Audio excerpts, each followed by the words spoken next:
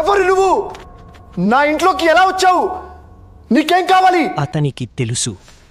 సరిగ్గా 1 సంవత్సరం క్రితం ఇదే సమయానికి నువ్వు రోడ్డు మీద ఒక యాక్సిడెంట్ చేసి ఎవరికీ చెప్పకుండా పారిపోయావు. గుర్తుందా? లేదు, అదొక యాక్సిడెంట్.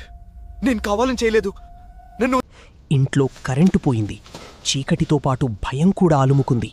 చీకట్లో ఏదో నీడ కదులుతోంది. ఆ అపరిచిత వాయిస్ రాహుల్కి కేవలం 10 సెకండ్ల టైం మాత్రమే ఇచ్చింది. ప్లీజ్ నన్ను చంపొద్దు. నేను పోలీస్ స్టేషన్కి ఫోన్ చేస్తాను. నా తప్పు ఒప్పుకుంటాను. తప్పు ఒప్పుకోగానే లైట్లు వచ్చాయి. అద్దం మీద ఉన్న పేపర్ చూసి రాహుల్ ఊపిరి పీల్చుకున్నాడు. అదంతా కేవలం ఒక సైకలాజికల్ ప్రాంక్ అని రాసి ఉంది.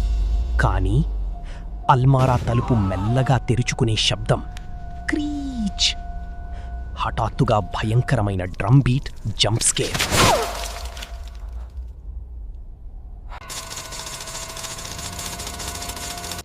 ఆ ప్రాంక్ వెనక ఉన్న అసలు నిజం అల్మారా చీకట్లోనే దాగి ఉందని తను గమనించలేదు.